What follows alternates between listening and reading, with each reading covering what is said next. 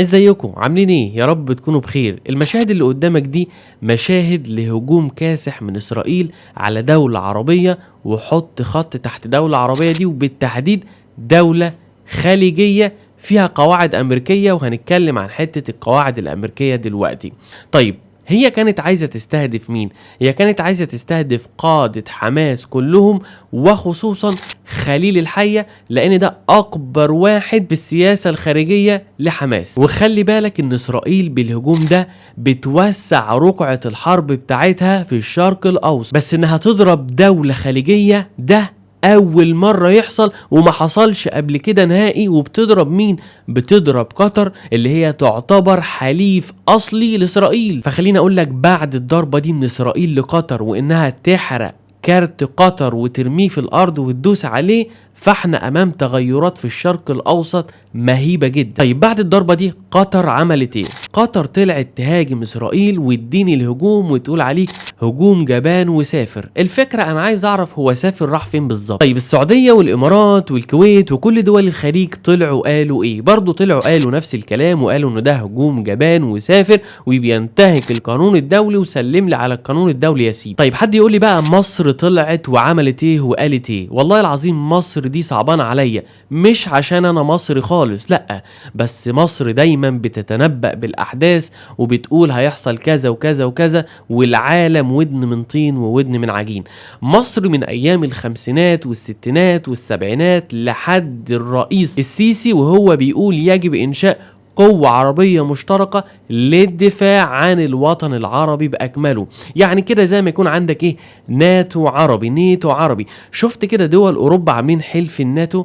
نفس النظام اللي قال عليه الرئيس السيسي، لازم نعمل قوة عربية تدافع عن السيادة العربية والأراضي العربية متى شاء أي حد يعتدي على أراضي مصر أو أراضي السعودية أو أراضي الخليج بشكل عام. خليني أقول لك إن الكلام ده مش جديد، ده تم ذكره مؤخرا في مؤتمر شرم الشيخ من الرئيس عبد الفتاح السيسي قدام كل الأمراء والرؤساء لدول الخليج والدول العربية في كيفية الاستعداد للتعامل مع تلك المستجدات من خلال تأسيس قوة عربية مشتركة دونما انتقاص من سيادة أي من الدول العربية.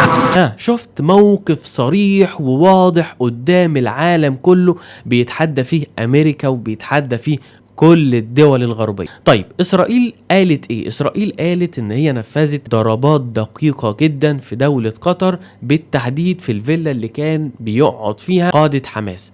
وزي ما أنت شايف معايا كده، المبنى ما انهارش كله، المبنى انهار منه الجزء التحتاني بس. وده إن دل هيدل على إن إسرائيل استخدمت الطيارات الشبحية اللي هي F-35، لأن هي دي اللي تقدر تقترب من الهدف وتصيب الهدف بدقة زي ما أنت شايف كده. وكمان احتمال ان هي تتكشف على الرادار ضعيف جدا جدا. فده من وجهة نظري ان اسرائيل استخدمت الطيارات اللي هي F-35. بما ان ذكرنا الرادار ونظام الدفاع القطري، فخلينا اقول لك بنسبة 100% الرادارات دي ما كانتش شغالة، وان النظام الدفاع القطري كان نايم ننا لا سمح الله. والله انا ما بشمت في حد، قطر دي يعتبر اخواتنا، وفيها ابن عمي وعمي واخويا وكل الناس المغتربة المصريين شغالة في قطر. لكن هنا انا بعول على القطريين في ايه؟ في انهم معتمدين على نظام الدفاع الجو بتاعهم على القاعدة الامريكية اللي في قطر. وعايز اقول لك ان القاعدة الامريكية دي مش بعيد نهائي عن مكان الضربة الاسرائيلية. وخليني اقول لك برضو ان القاعدة دي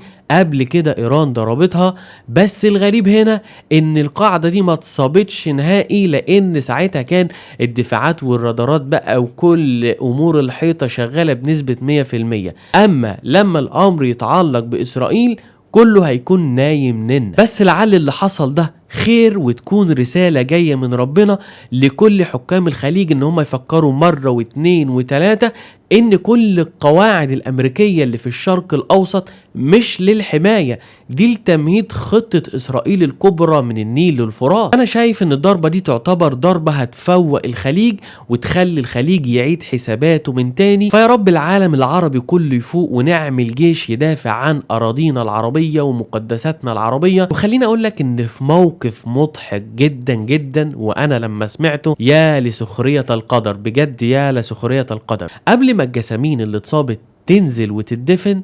اتصال سريع من ترامب لرئيس قطر: الموضوع ده مش هيتكرر تاني واعتبره ان اخر مرة، معلش مسحها فيا، وكل الكلام الجميل اللطيف ده لامير قطر. حلو الكلام، حلو الكلام، عشان يطلع بقى في نفس الدقيقة او نفس اللحظة نتنياهو ويقول ان قطر احتمال نضربها مرة كمان، واي حد في الوطن العربي او اي دولة في الوطن العربي هتستقبل قادة حماس محتمل ان احنا نضربها، وعلى قطر حتما ولابد ان هي تخرج قادة حماس من عندها عشان ما تتضربش تاني. مش بقولك يا لسخرية القدر، احنا قدام شخص مصمم على اسرائيل الكبرى مهما حصل، وشايف ان مفيش اي قوة تقدر توقفه عن اللي هو عايزه في العالم كله، ولا في الشرق الاوسط ولا غير الشرق الاوسط. وتاني بكرر واقول لازم العرب يفوقوا قبل فوات الاوان.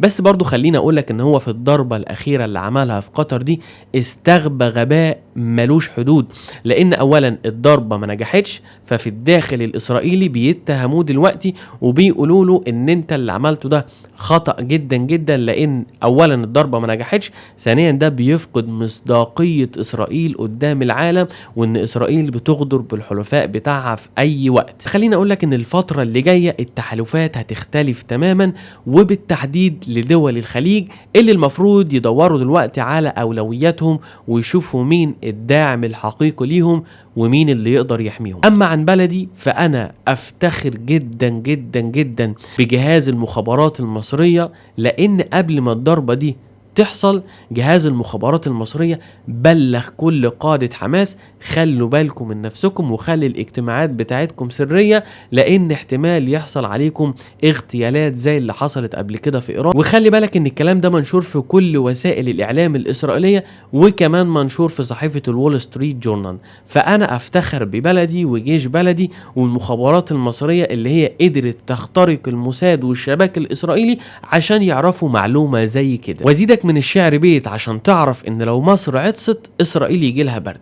الموضوع ده عامل ازمة كبيرة جدا في اسرائيل، وان ازاي مصر تعرف معلومة زي كده وان جهاز المخابرات متفوق علينا، وده خلاهم يشوفوا اي خطة اسرائيل عايزة تنفذها او نتنياهو عايز ينفذها بيجدوا مصر واقفة ليهم حائط صد، وان مصر هي العائق الوحيد لكل الطموحات بتاع اسرائيل الكبرى. وخليني برضه اقولك ان القادة دول اللي كانوا عايزين يختلوهم في قطر قبل ما يكونوا متواجدين في قطر هم اصلا كانوا في مصر وفي تركيا. السؤال هنا ليه اسرائيل ما جرأتش ان هي تضربهم او تختلهم في مصر او في تركيا؟